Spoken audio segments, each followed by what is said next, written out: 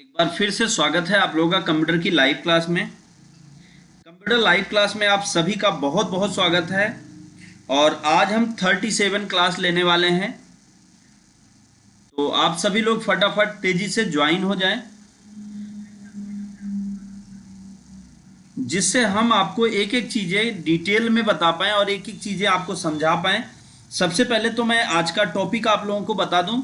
आज का जो टॉपिक है वो बहुत ही ज़बरदस्त है। आज का टॉपिक मोबाइल फ़ोन की शॉप पर है। अगर आप मोबाइल फ़ोन की दुकान चलाते हैं तो वहाँ पे आप माइक्रोसॉफ्ट एक्सेल का यूज़ कैसे करेंगे, किस तरह से करेंगे, आज हम इन टॉपिक को कवर करने वाले हैं। तो आप सभी लोग जल्दी से जल्दी ज्वाइन हो जाएं, जिससे हम एक एक चीज़ें आपको क्लियर बता पाएँ और सारी चीज़ें आपको समझा पाएँ। तो आप लोग ज्वाइन हो जाएं। मोबाइल फ़ोन की दुकान के लिए आज का ये टॉपिक है। जो मोबाइल फ़ोन की दुकान चलाते हैं उनके लिए तो ये बहुत यूनिक है, लेकिन जो नहीं भी चलाते हैं अगर वो भी सीखते हैं तो इससे रिलेटेड वो जो भी काम करते हैं उनके लिए वो बेहतर होगा और उसमें वो चीज़ें अप्लाई कर पाएंगे। तो आज यहाँ फार्मूले और बाकी चीज़ों को भी हम ऐड करेंगे। तो आप सभी लोग ज्वाइन हो जाएं। हम 2 मिनट में क्लास को स्टार्ट करते हैं।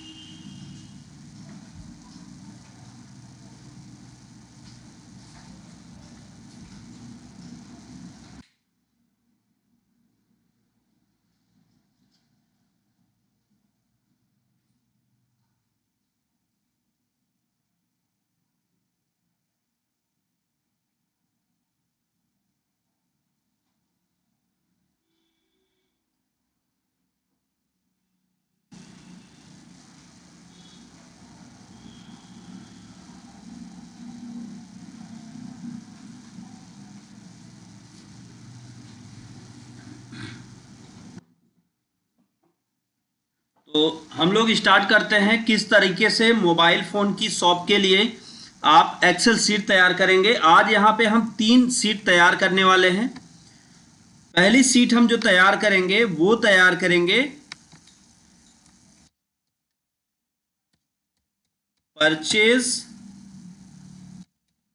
Purchase order. दूसरी जो हम तैयार करेंगे वो तैयार करेंगे सेल्स ऑर्डर। और तीसरी सीट हम जो तैयार करेंगे वो तैयार करेंगे स्टॉक पॉइंट। अब सबसे पहले तो एक चीज मैं क्लियर कर दूं, जितने भी मोबाइल की शॉप चलाने वाले लोग हैं वो सभी क्या करते हैं, वो अपने दुकान पर वो देखते हैं कि ये खत्म हो गया है, ये खत्म हो गया है, और फिर उसके बाद जाके वो चीज़ों को खरीदते हैं। अब उनके साथ प्रॉब्लम ये होती है कि वो देख देख के जाके खरीदते हैं तो उनको लगता है उसमें से कोई चीज़ वो भूल गए। अब वो गए 10-20 किलोमीटर 50 किलोमीटर वो गए, वहाँ से वो सामान खरीद के लेके आए और फिर यहाँ पता चला कि ये सामान वो भूल चुके हैं। तो अब उनके लिए दिक्कत ये हो जाती है कि फिर से एक सामान के लिए उनको उतनी दूर जाना पड़े, या तो कस्टमर आए और वापस चला जाए। लेकिन अगर आपके पास स्टॉक रजिस्टर है तो यहाँ से आपको पता चल जाएगा कि आपके पास टोटल कितना प्रोडक्ट अभी बचा हुआ है और कितना प्रोडक्ट सेल हुआ है। तो यहाँ पर हम कौन सी फील्ड बनाएंगे और किस तरीके की फील्ड बनाएंगे, आज वो हम यहाँ पर जानने वाले हैं।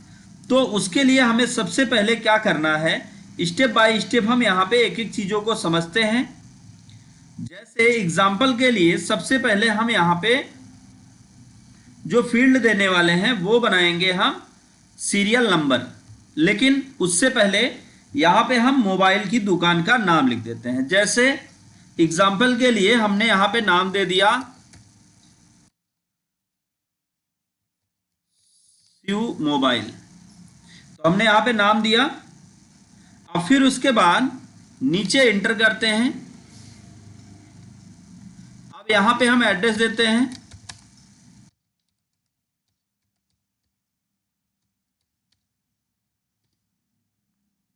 ये हमने एड्रेस दे दिया। एड्रेस देने के बाद नेक्स्ट अब हम यहाँ पे कौन कौन सी फील्ड तैयार करेंगे और क्या क्या फार्मूले यूज होंगे, वो सारी चीजें आज यहाँ पे हम समझेंगे। तो सबसे पहले तो हम परचेज रजिस्टर बना रहे हैं। तो परचेज रजिस्टर में हमें क्या क्या चीजें बनानी होंगी। तो परचेज रजिस्टर के लिए सबसे पहले तो आप सीरियल नंबर बनाएं ताकि आपको गिनने में आसानी हो। फिर उसके बाद आपको यहाँ पे बनाना है परचेज डेट। परचेज डेट के बाद फिर आपको बनाना है प्रोडक्ट नेम, या आप लिख सकते हैं मोबाइल नेम, या आप जो भी लिखना चाहें। या जरूरी थोड़ी ना है कि आप मोबाइल की दुकान चलाते हैं तो मोबाइल ही अकेले रखें, चार्जर भी रखते हैं, लीड भी रखते हैं। तो यहाँ पे अगर प्रोडक्ट कर देंगे तो आसान हो जाएगा। प्रोडक्ट नेम, प्रोडक्ट नेम हो गया। फिर कितना आपने परचेज किया, तो यहाँ पे क्वांटिटी कर सकते हैं, या आप QTY भी लिख देंगे तो वो भी क्वांटिटी में ही काउंट होता है। तो ये हो गया। और उसके बाद अब जैसे आप प्राइस वगैरह ये भी ऐड करना चाहते हैं तो एज योर विश आप कर लीजिएगा, अपने हिसाब से एक फील्ड बना लीजिएगा। ये मैं कॉमन तरीका बता रहा हूं। बट अगर यहाँ प्राइस भी आप ऐड करना चाहते हैं तो आप कर दें price, unit price, unit price. जैसे क्या होता है कि कभी कभी कोई आपका बहुत क्लोज आ जाता है और उसको आपको क्या करना पड़ता है कि आप उसको उसी रेट पे देते हैं जिस रेट पे आप खरीदे थे। तो अब खरीदा वाला रेट कौन इतना माइंड में रखेगा, फट से यहाँ पे जाके आप अपना यूनिट प्राइस रेट देख सकते हैं कि आपने कितने में खरीदा। अब इसको सेलेक्ट करते हैं और मर्ज एंड सेंटर बटन पे क्लिक करते हैं। फिर इसको हम सेलेक्ट करते हैं और मर्ज एंड सेंटर बटन पर क्लिक करते हैं। फिर ये जितनी फील्ड हैं इनको भी सेलेक्ट कर लेते हैं और इनके फॉन्ट साइज को हम कर देते हैं समथिंग 12 या 12 परफेक्ट रहेगा, और इसको बोल्ड कर दें। अब ये जो नाम है ये टाइटल है, इससे आपकी पहचान होती है, तो इसको थोड़ा बड़ा रखिए। और फिर उसके बाद यहाँ पर आप अपना ये जो एड्रेस है इसको आप बोल्ड कर दें। अब ये तो बन के तैयार हो गया। दूसरा काम आपको क्या करना है, जब ये बन गया तो दूसरा काम यहाँ पे आपको सिंपल एक काम और करना होगा, बाकी सारी चीजें आपकी क्लियर हो जाएंगी। क्या करना है, ये जो फील्ड्स हैं इन फील्ड्स को हमें मैनेज करना है। तो मैनेज करने के लिए आपको क्या करना है, पूरे ऐसे कॉलम को सेलेक्ट कर लेना है और किसी भी कॉलम हेडिंग पर, ये कॉलम हेडिंग होती है, जो ये कॉलम लाइन देख रहे हैं आप, ये कॉलम हेडिंग है। तो किसी भी कॉलम हेडिंग पर माउस की लेफ्ट बटन 2 बार क्लिक करनी है, तो ये ऑटोमेटिक उसको एडजस्ट कर देगा। अब हम इनकी फॉन्ट साइज को अपने हिसाब से, सॉरी कॉलम की साइज को अपने हिसाब से मैनेज कर सकते हैं। चूंकि जैसे ये प्रोडक्ट का नाम है तो ये थोड़ा बड़ा भी हो सकता है, क्योंकि कभी कभी प्रोडक्ट के नाम के साथ मॉडल नंबर भी ऐड करना होता है। तो अब इनको सेलेक्ट करें और फिर आप इनको कर दें सेंटर। ये पूरा आपका बनके तैयार हो गया। अब फिर आप इसको ऊपर से नीचे तक पूरा आप ड्रैग कर लें। जहां तक आपको एंट्री करनी है या आप इसको बाद में भी कर सकते हैं, ये बाद का भी प्रोसेस है, बट अभी हम इसलिए कर दे रहे हैं ताकि इसको बनाने में आसानी हो पाए। तो हमने इसको सेलेक्ट किया और सेलेक्ट करने के बाद फिर यहाँ पे कर देते हैं ऑल बॉर्डर। अब ये पूरा बॉर्डर में ऐड हो गया। अब हमें क्या करना है, यहाँ पे ये जो सीरियल नंबर है इसको हमें लिख लेना है। तो serial number 1, serial number 2, serial number 3, इस तरीके से जितने भी सीरियल नंबर हैं, जितने भी प्रोडक्ट हैं, आप इनको कैसे, जितने सीरियल नंबर आपको बार बार लिखने की ज़रूरत ना पड़े तो आप सीरियल नंबर 1 और 2 लिख लिए। अब 1 और 2 को सेलेक्ट करें, कैसे सेलेक्ट होगा वो भी जान लीजिए। जब ऐसे सेल के बीचों बीच आप क्लिक करेंगे और यहाँ माउस की लेफ्ट बटन क्लिक करके आप नीचे के साइड ड्रैग करेंगे तो ये दोनों सेलेक्ट हो गया। कुछ लोग कंफ्यूज होते हैं कि ये सेलेक्ट हुआ या नहीं हुआ, तो मैं आपको बता दूं, यहाँ पे ये पहला वाला सेल भले ही व्हाइट आपको दिख रहा है बट ये सेलेक्ट हो चुका है, आपको एक्स्ट्रा कुछ नहीं करना। अब इस पे क्लिक करके आप ऐसे नीचे ड्रैग कर दें जहां तक आप रिकॉर्ड की एंट्री करना चाहते हैं और उसके बाद इसको आप सेंटर में कर दें। देखिए आज का ये जो वीडियो है, आप कोई भी दुकान चलाते हैं, चाहे वो मोबाइल फोन की दुकान चलाएं, किराने की दुकान चलाएं, मेडिकल स्टोर चला रहे हो या कुछ भी चला रहे हो, तो आपके लिए, आप सभी के लिए ये बहुत यूनिक है, क्योंकि यहाँ पे आपका जो सेल्स है वो पूरा मैनेज होता रहेगा और यहाँ पे आपको ये भी पता चलता रहेगा कि कौन सा प्रोडक्ट, क्या चीजें हैं, वो सारी चीजें आपको पता चलती रहेंगी। अब उसके बाद यहाँ पे हम बात करते हैं परचेज डेट। तो यहाँ पे हम जो डेट डालते हैं वो डेट डाल देते हैं, मान लीजिए कि 1 तारीख 10वां महीना 2025। अब हम 1 तारीख 10वां महीना 2025 को हमने प्रोडक्ट परचेज किया। क्या किया था, मान लीजिए हमने वीवो, मुझे पूरा क्लियर नहीं है कि कौन सा मॉडल है, तो इसलिए मैं यहाँ ब्रैकेट में ऐसे लिख देता हूँ वीवो, फिर लिख देता हूँ मॉडल नंबर। आप अपने हिसाब से मॉडल नंबर डाल लीजिएगा। आप ब्रैकेट क्लोज करके फिर टैब करते हैं। फिर कितनी क्वांटिटी खरीदी आपने, तो आपने मान लीजिए कि 5 पीस परचेज किया, 5 क्वांटिटी आपने परचेज की। एक की प्राइस आपने क्या खरीदी थी, तो एक की प्राइस हमने खरीदी थी मान लीजिए 17,540 रुपए का। एक की प्राइस हमने जो खरीदी वो खरीदी 17,540 रुपए की। फिर दूसरा प्रोडक्ट फिर हमने वीवो का ही लिया था और उसी दिन लिया, इसको हमने लिया 4 प्रोडक्ट और 4 क्वांटिटी खरीदा और एक का प्राइस जो हमने लिया था वो लिया था कितने का, 10,580 रुपए का। फिर हमने खरीदा ओप्पो का, किस तारीख को, अब हमने इस तारीख को नहीं खरीदा, अब हमने 2 तारीख को खरीदा। तो 2 तारीख के लिए आप क्या करें, ऐसे क्लिक करके ड्रैग कर दें। जैसे हमने 1 लिखा था तो उसको हमने ड्रैग किया तो ये 2 हो गया। फिर ओप्पो का खरीदा, फिर आप मॉडल नंबर डाल लीजिए, मॉडल नंबर आप भर लीजिएगा। इससे एक बेनिफिट ये होगा कि आपको ये पता होता रहेगा कि इस मॉडल नंबर का प्रोडक्ट यहां पर है। लेकिन एक बात ये भी ध्यान दें, जैसे हमने, चलिए मॉडल नंबर मैं ऐसे ही कुछ डाल देता हूं, क्योंकि आगे जब हम स्टॉक रजिस्टर मेंटेन करेंगे तो वहां पे हमें पता होना चाहिए। इसका नंबर हमने डाल दिया 12 और इसका नंबर डाल दिया हमने 13। आप अपने हिसाब से मैनेज कर लीजिएगा, मुझे मॉडल नंबर नहीं आइडिया है। फिर 12 तारीख को ही हमने खरीदा ओप्पो का ही मॉडल नंबर 20। फिर हमने खरीदा ओप्पो का ही 21। अब इन दोनों का प्राइस, इसको हमने खरीदा 2 पीस और 1 पीस की कीमत थी मान लीजिए 35,500 रुपए। इसको हमने खरीदा 3 पीस और इसकी कीमत थी 25,490 रुपए। अब फिर उसके बाद हमने 2 तारीख को ही फिर से खरीदा क्या, सैमसंग। स्पेलिंग का कहीं इशू हो तो वो आप देख लीजिएगा, वैसे सैमसंग SUNG हो। तो सैमसंग का अब जो भी आपका मॉडल नंबर हो वो आप यहाँ पे ले लीजिए। तो मान लीजिए हमने कर दिया A2, जो मॉडल नंबर है आप लिख लीजिएगा। इसको हमने 10 पीस खरीदा और फिर कितने का खरीदा, इसको खरीदा हमने 56,000 का, सॉरी ज़्यादा हो गया, 56,000 का। फिर हमने 3 तारीख को 3/10/2025 को हमने वीवो का 12 मॉडल फिर खरीदा, वीवो 12। फिर हमने सेम सारी चीजें फिर खरीदी और इसको हमने 3 खरीदा, इसको हमने 3 खरीदा और इसका जो प्राइस था वो था 17,540 रुपये, 17,540 रुपये के रेट से हमने इसको खरीदा।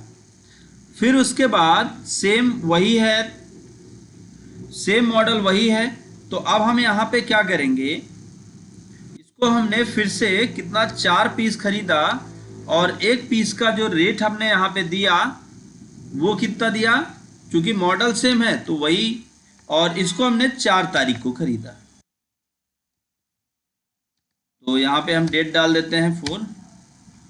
फिर उसके बाद अगला प्रोडक्ट हम यहाँ पे फिर से डालते हैं। फिर हमने 4 तारीख को फिर से परचेज किया। देखिए मैं यहाँ पे 1-2 प्रोडक्ट ही ऐसे डाल रहा हूँ, बाकी अन्य प्रोडक्ट मैं यहाँ पे फिल नहीं करूँगा। तो अब मैं जैसे फिर से सैमसंग डाल देता हूँ, सैमसंग का सेम मॉडल। तो अब यहाँ पे इसको हमने कितना पीस खरीदा और इसका जो प्राइस हमने दिया वो दिया 56,000, सेम मॉडल था तो 56,000 हमने यहाँ पे दिया। इस तरीके से आप सारे प्रोडक्ट की एंट्री कर लें। तो हम क्या करते हैं, हम इस प्रोडक्ट की एंट्री करते हैं, इसको हम सेलेक्ट करके नीचे तक ऐसे ड्रैग कर लेते हैं। हम ज़्यादा प्रोडक्ट नहीं डालते, आप अपने हिसाब से मैनेज कर लीजिएगा जो भी आप चाहते हैं। और यहाँ पे हम 1 2 3 4 की डेट डाले हैं, 4, और फिर उसके बाद हम यहाँ पे 5 6 15 20 यहाँ पे ऐसे डेट फिल कर देते हैं। तो जब हमने यहाँ पे डेट फिल किया तो ये पूरा का पूरा डेट यहाँ पर ऑटो ऐड हो गया। तो अब हम क्या करें, जैसे ही यहाँ पे डेट ऐड हो गया तो हमें एक्स्ट्रा कुछ करने की ज़रूरत नहीं है। सिंपल तरीके से ये सब हो गया तो ये हमारा बन गया क्या, परचेज ऑर्डर लिस्ट।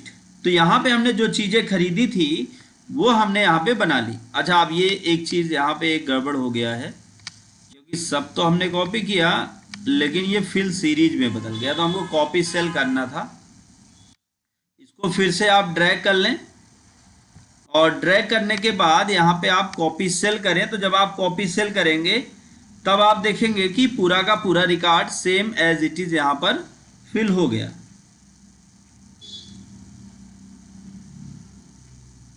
अब दूसरा काम हमें क्या करना है, ये तो हम बन गया हमारा परचेज ऑर्डर।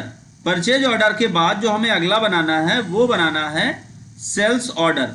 तो अब सेल्स ऑर्डर हम कैसे बनाएंगे, उसका क्या तरीका है। तो सेल्स ऑर्डर में भी आपको एक चीज़ का विशेष ध्यान देना है कि मैटर तो सब वही होंगे, एक्स्ट्रा आपका कुछ होना नहीं है।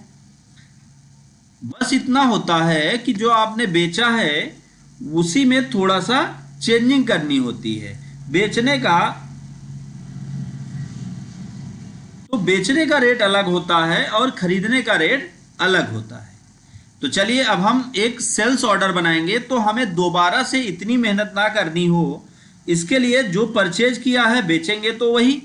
चार्जर वगैरह भी आप लिख लेते हैं, आप सारे प्रोडक्ट के नाम यहाँ पे लिख लें, तो जो बेचा है वही खरीदेंगे।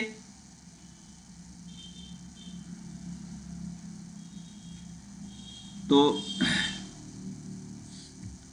अब हम क्या करेंगे, इसको पूरा का पूरा हमने ऐसे सेलेक्ट कर लिया। यहाँ यहाँ पे आपको सिर्फ एक और इसको कंट्रोल सी दबा दिया। कंट्रोल सी से क्या होता है, कॉपी हो जाता है। अब हम चलेंगे सेल्स ऑर्डर में और यहां पर हम इसको कर देंगे पेस्ट। तो जैसे ही हम यहां पेस्ट करेंगे तो आप देखेंगे कि ये पूरा का पूरा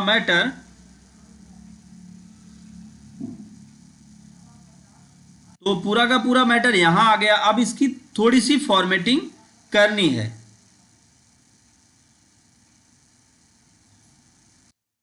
अब हम कैसे करेंगे, सिंपल तरीका है, जैसे हमने उसको फॉर्मेट किया सेम वैसे इसको भी फॉर्मेट करना है। ये इसकी साइज को हम थोड़ा बड़ा कर देते हैं और इसकी साइज को भी हम थोड़ा बड़ा कर देते हैं। प्रोडक्ट के नाम बड़े छोटे हो सकते हैं और यूनिट प्राइस। तो ये पूरा सेट हो गया। अब हमें एक्स्ट्रा कुछ नहीं करना हुआ। ये पूरा का पूरा जब हमारा बन के तैयार हो गया तो अब यहाँ पे हमें एक चीज चेंज करनी है, वो डेट। जरूरी नहीं है कि जिस दिन आप इसको खरीद के लेके आए उसी दिन आपका ये प्रोडक्ट बिका। तो मान लीजिए इसको आपने 1 को खरीदा था तो ये 2 को बिका, तो यहाँ पे आप डाल दीजिए 2/10/2025। अब आप ऐसे इसको ड्रैग कर दीजिए। तो किस दिन कौन सा प्रोडक्ट बिका, कितने यूनिट में बिका। अब जैसे इसका यूनिट बिका 4, इसका यूनिट बिका 3 और इसका यूनिट बिका 2। तो 2 परचेज किया था, 2 सेल कर दिया। फिर उसके बाद यहां पे आपने इसको कितना बेचा, 4। पहले तो कितना था वो देख लेते हैं हम लोग। 3 था तो 4 तो बेच नहीं सकते हैं, तो यहां पे आप उतना ही करें।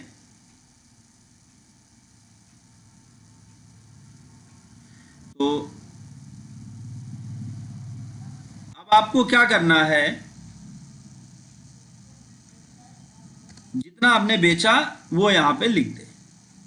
इसको आपने बेचा 8,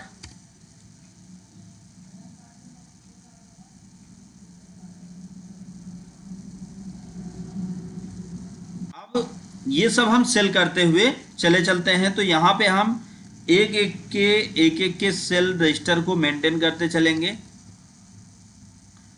इसको बेचा 3, 2, 1 और यहाँ पे बेचा हमने 0। कोई सेल नहीं किया। जब आप सेल नहीं करते हैं तो आप 0 करते हैं। तो आप जब सेल कर रहे हैं तो आप इसको जो है अपने हिसाब से कम या ज़्यादा करते रहें। और इसको बेचा आपने 6, फिर बेचा आपने 3, फिर 1, 2, 3। तो इस तरीके से आप इनको सेल आउट में दिखाते रहें, क्योंकि जब ये सेल आउट में बिकेगा तभी तो आप इसकी एंट्री प्रॉपर स्टॉक रजिस्टर में कर पाएंगे। स्टॉक रजिस्टर में क्या होगा कि आपका ये पूरा का पूरा मैटर जब 5 था तो 5 का 5 बेच दिया। अब ये हो गया तो हमारा सेल और परचेज। अब फिर बारी आती है स्टॉक रजिस्टर की। तो आइए अब हम स्टॉक रजिस्टर को मेंटेन करेंगे और स्टॉक रजिस्टर में क्या फार्मूला कैसे यूज होगा वो सारी चीजें आज हम यहाँ पर सीखेंगे A to Z step by step. तो इसके लिए सबसे पहला काम तो आपका ये जो प्रोडक्ट का नाम है ये चाहिए, और उसके बाद वहां पे आपको क्या क्या चीजें हैं, जैसे परचेज कितना किया, परचेज प्रोडक्ट का नाम क्या है। तो पहला तो हम सीरियल नंबर बनाएंगे। वहां पे यहाँ पे हम बनाते हैं, पहले हम दुकान का नाम लिखेंगे, अब फिर क्या बना रहे हैं, पहले एड्रेस भी ऐड कर देते हैं।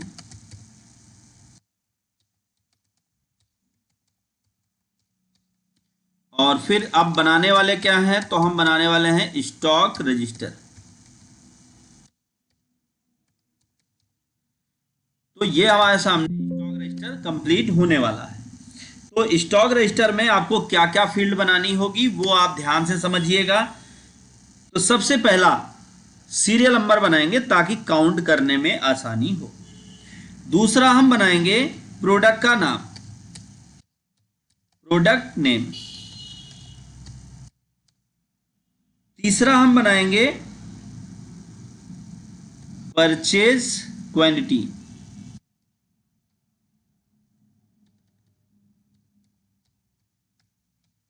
Purchase quantity. फिर उसके बाद बनाएंगे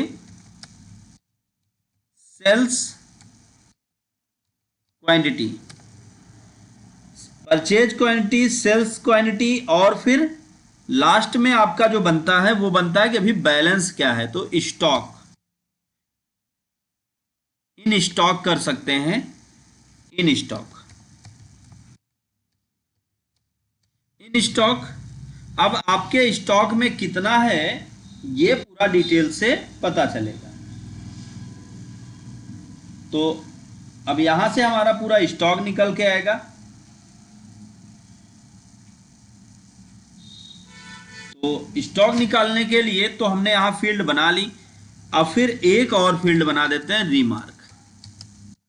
जैसे कोई प्रोडक्ट ज़्यादा सेल नहीं हो रहा है या किसी प्रोडक्ट में कोई प्रॉब्लम है तो वो सारी चीज़ें हम यहाँ पर हम क्या करेंगे, इसको पूरी तरीके से व्यवस्थित करेंगे। तो सबसे पहले हम ऐसे सेलेक्ट कर लेते हैं और इसको कर देते हैं मर्ज एंड सेंटर।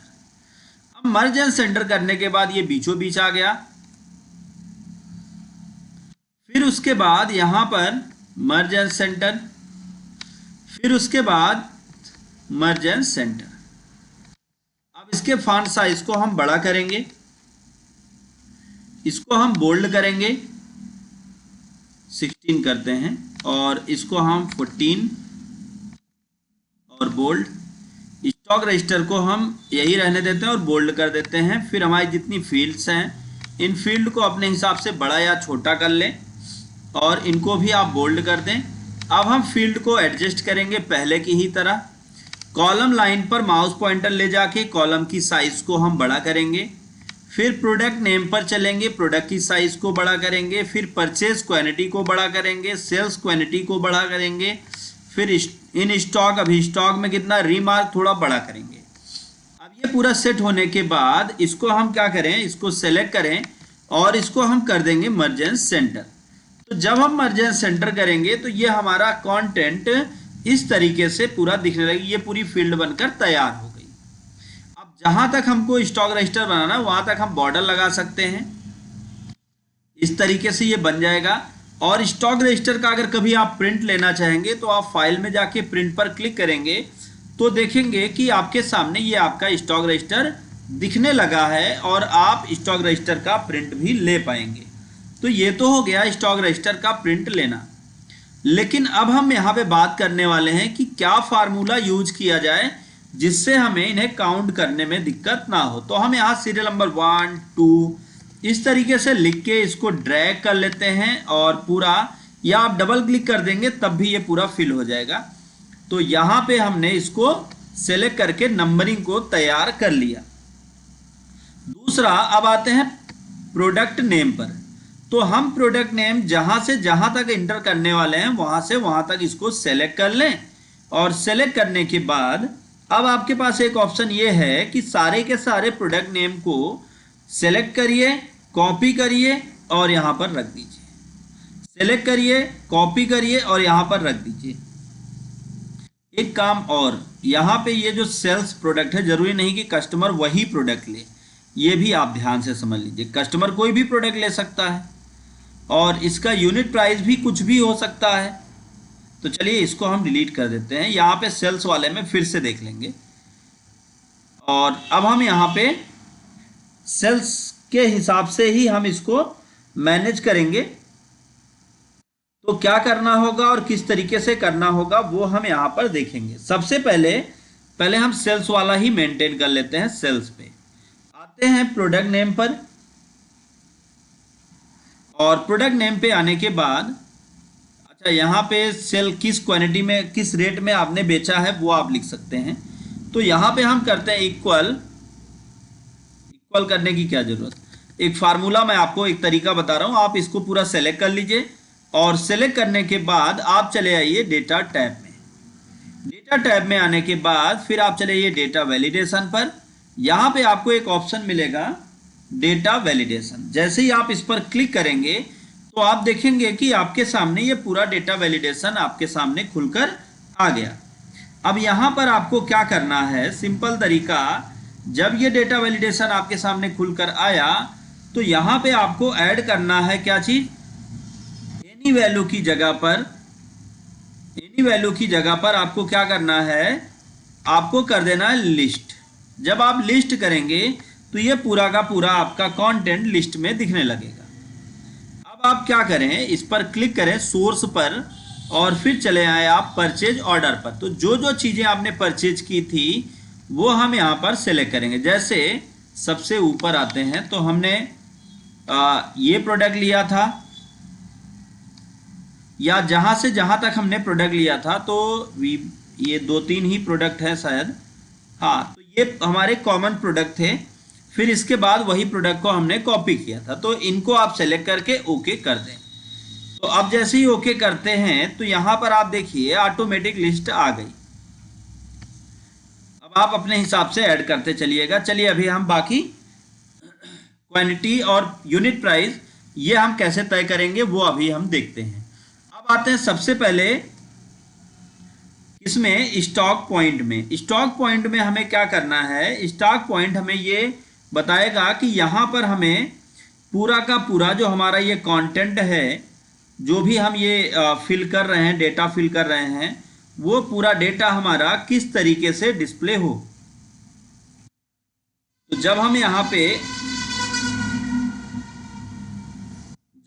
पे डेटा को फिल करेंगे तो उसके बाद ऐसा हम चाहते हैं कि ये डेटा ऑटोमेटिक सेल को अपडेट करता रहे। मतलब जब आप एंट्री कर रहे हैं तो एंट्री के समय डेटा ऑटोमेटिक अपडेट होता रहे। तो उसके लिए हमें किन किन स्टेप को फॉलो करना होगा वो अब हम यहाँ पर देखेंगे।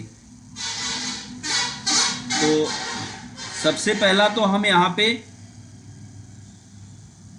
मैं आपको बताता हूँ, यहाँ पे प्रोडक्ट जो है ये प्रोडक्ट का नाम ऑटोमेटिक आ जाए। तो प्रोडक्ट का नाम ऑटोमेटिक लाने के लिए हमें क्या करना है, सिंपल तरीका, हमें यहाँ पे क्लिक करके पूरा ऐसे सेलेक्ट कर लेना है। जब हमने इसको सेलेक्ट किया, जहाँ तक हमको डेटा एंट्री करनी है, तो डेटा एंट्री के बाद अब हमें यहाँ पे सेलेक्ट करने के बाद अगला काम हमें क्या करना है,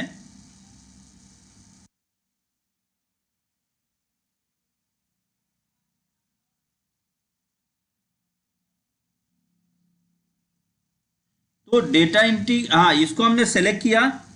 सेलेक्ट करने के बाद अगला काम हमें यहाँ पे सिंपल तरीके से जहाँ से जहाँ तक हमको वो मोबाइल के नाम चाहिए उसको सेलेक्ट किया, डेटा वैलिडेशन पे आए और डेटा वैलिडेशन पे हमने क्लिक किया। अब डेटा वैलिडेशन पे क्लिक करने के बाद यहाँ एनी वैल्यू की जगह पे हम कर देंगे लिस्ट, और लिस्ट में आने के बाद फिर आ जाएंगे सोर्स पर, अब आएंगे परचेज ऑर्डर में और यहाँ पे फिर से वही लिस्ट सेलेक्ट करेंगे और कर देंगे ओके। तो अब यहाँ पर आप देखें तो पूरा का पूरा लिस्ट बनकर तैयार हो गया है। अब एक एक लिस्ट को हमें यहाँ पे ऐड करते हुए चलना है।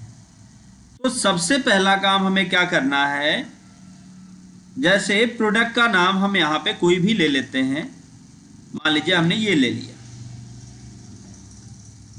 अब इस प्रोडक्ट का नाम लेने के बाद परचेज क्वांटिटी में आते हैं, परचेज में।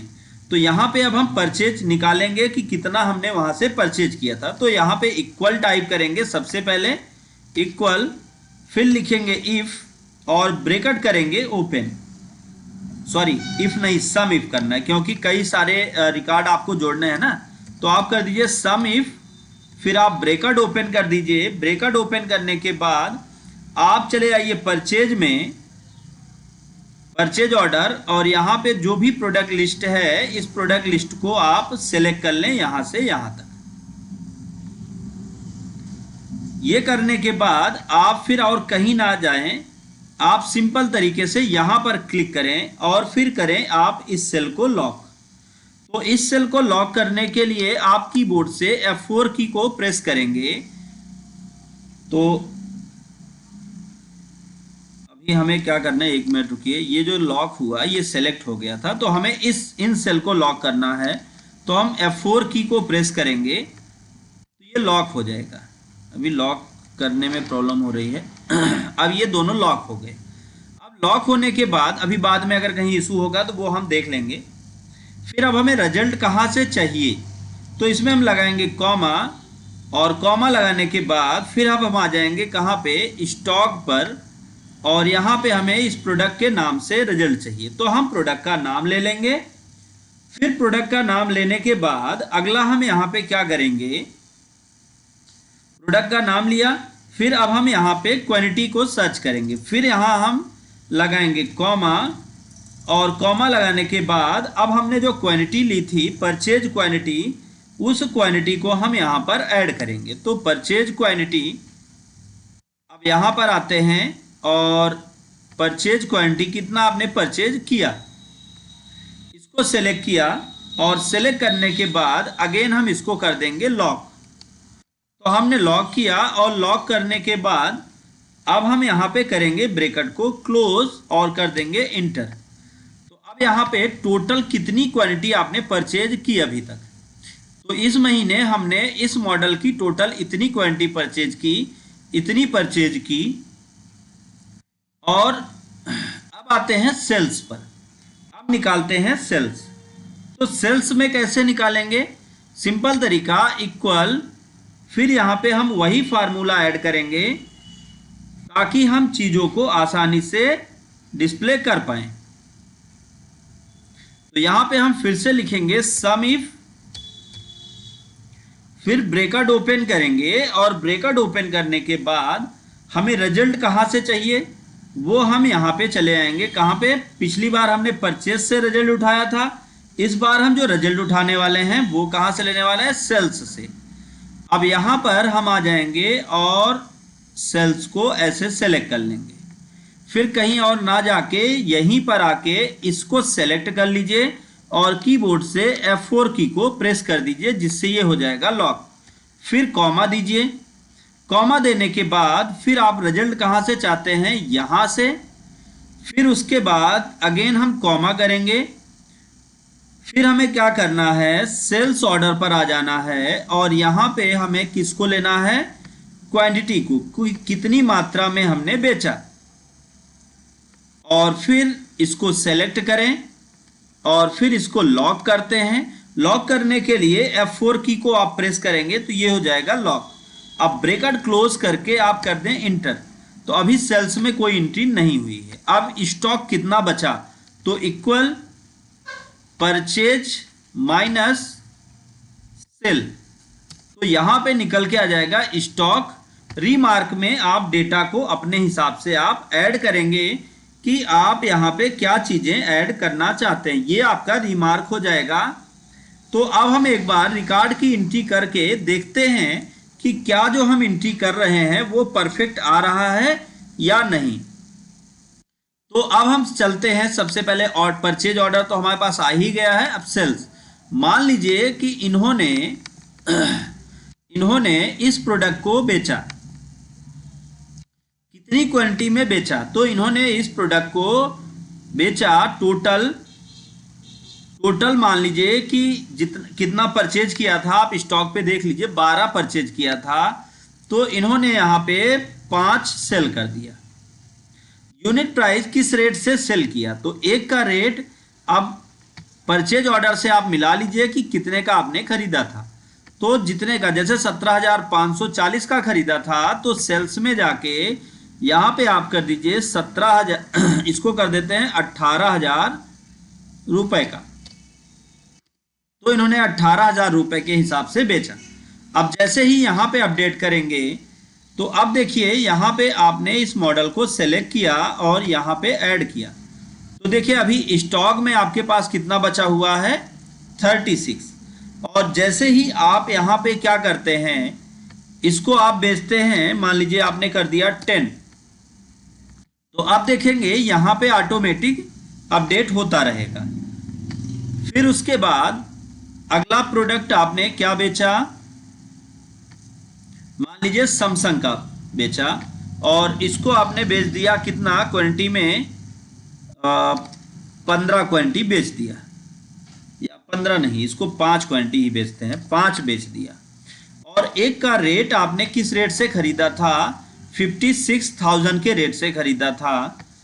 तो 56 मतलब इसको आपने बेचा 56,500, मतलब 500 रुपए का बेनिफिट लेकर। तो अब आप स्टॉक में यहाँ पे जैसे ही आएंगे और यहाँ पे आप प्रोडक्ट देखेंगे कि इसका कितना डिटेल है। और इसको एक बात ध्यान दें कि आप यहाँ पे इस फार्मूले को आप ऐसे कॉपी करके ड्रैग कर दें, तो जिससे क्या होगा, ये ऑटोमेटिक पूरा डिटेल निकालता चला जाएगा। जैसे कि इन्होंने इसको कितना बेचा, मान लीजिए 20 पीस बेचा। तो अब देखिए यहाँ पे ऑटोमेटिक सारी चीजें अपडेट हो जाएंगी। अभी आपके पास सॉरी, अभी आपके पास 28 स्टॉक में पड़ा हुआ है। अगला प्रोडक्ट आपने लिया, मान लीजिए अगला प्रोडक्ट आपने बेचा क्या, ओप्पो का 20 मॉडल बेचा। तो आपके पास परचेज में 6 है, तो सेल्स में आपने क्या किया, ओप्पो का 20 मॉडल आपने यहां पे सेल किया कितना, 3 पीस। और एक पीस का जो प्राइस आपने दिया था ओप्पो का 20 मॉडल 35,500, तो इसको आपने बेच दिया 36,750 रुपए का। तो अब आप आके देखें स्टॉक में ये पूरा डिटेल यहां पर ऐड हो गया है। तो इस तरह से आप बहुत आसानी से अपना स्टॉक रजिस्टर मेंटेन कर सकते हैं। अब यहाँ पे कलरफुल बनाना है, इनको डिजाइन देनी है, वो अलग मैटर होता है। और एक बात यहाँ पे ये भी कर लें कि जैसे स्टॉक में हम एक और चीज ऐड करने वाले हैं कि जहां पर 0 दिखे वहां रेड कलर से ये डिस्प्ले होने लगे, तो आप कंडीशनल फॉर्मेटिंग में हाईलाइट सेल रूल पे यहां आप लेस देन करेंगे। लेस देन किससे, 1 से। 1 से जो कम होगा वो रेड कलर से दिखने लगे। तो अब देख लीजिए यहां ये रेड कलर से दिख रहा है, इसका मतलब अभी कुछ नहीं है। लेकिन अब आप आगे बढ़ते हैं, यहां पे आपने अगला प्रोडक्ट जो सेल आउट किया वो क्या किया, वो कर दिया ओप्पो का 21 मॉडल। और इसको आपने किया कितना, मान लीजिए कि 12 पीस। और एक पीस का जो प्राइस था वो क्या था, 21, 25,490 रुपए। तो इसको आपने बेच दिया टोटल 27,000 का। अब उसके बाद आप यहां पर जैसे ही आएंगे और यहां आपने प्रोडक्ट को चेंज किया 21 मॉडल, तो आप देखें यहां पे -3 हो गया, -3। तो आपने ज्यादा बेच दिया, तो इसको थोड़ा कम कर दें। जितना आपके स्टॉक में नहीं था उससे ज्यादा आपने सेल आउट कर दिया। तो इसको आपने कितना सेल आउट किया, मान लीजिए चलिए 7 सेल आउट किया। तो अब आप देखें यहां पे ऑटोमेटिक ये रेड हट गया, ऑटोमेटिक ये रेड हट जाएगा और आपके सामने इस तरीके से रिजल्ट दिखने लगेगा। अब आप इनको पूरा सेलेक्ट कर लें और सेलेक्ट करने के बाद इनको मर्ज एंड सेंटर कर दें, जिससे मर्ज एंड सेंटर नहीं, सिर्फ ओनली सेंटर, जिससे ये बीचों बीच दिखने लगेगा। तो इस तरह से आप बहुत आसानी से अपना परचेज ऑर्डर, सेल्स ऑर्डर और स्टॉक पॉइंट या स्टॉक रजिस्टर, इसको स्टॉक रजिस्टर कर देते हैं, स्टॉक रजिस्टर आप मेंटेन कर सकते हैं एक्सेल में। तो स्टॉक रजिस्टर आप आसानी से मेंटेन कर सकते हैं एक्सेल में। तो उम्मीद है कि ये सारी की सारी चीजें आपको समझ में आई होंगी। और अगर आज की क्लास आपको अच्छी लगी हो, क्लास नॉलेजफुल रही हो, तो इसको ज़्यादा से ज़्यादा लोगों तक शेयर करें ताकि वो सभी लोग ज्वाइन करें और वो सभी लोग देख पाएं। और आप लोगों से इतना ही निवेदन है कि ज़्यादा से ज़्यादा लोगों तक इस लाइव क्लास को पहुंचाएं, जिससे कि वो लोग भी आके लाइव में सीख पाएं और नॉलेज ले पाएं। क्योंकि आपकी वजह से अगर किसी का भला होता है, कोई नॉलेज लेता है, तो कहीं ना कहीं वो आपको आशीर्वाद दुआ जरूर देगा। तो thank you so much live class में अंत तक बने रहने के लिए। हम कल फिर मिलेंगे सेम टाइम 11 बजे इसी चैनल पर नए टॉपिक के साथ माइक्रोसॉफ्ट एक्सेल में, और हम आपके लिए पर डे इसी तरीके से रोज नए नए टॉपिक लाते रहेंगे, जिससे हम आपको हर एक सब्जेक्ट पर नई जानकारी, नए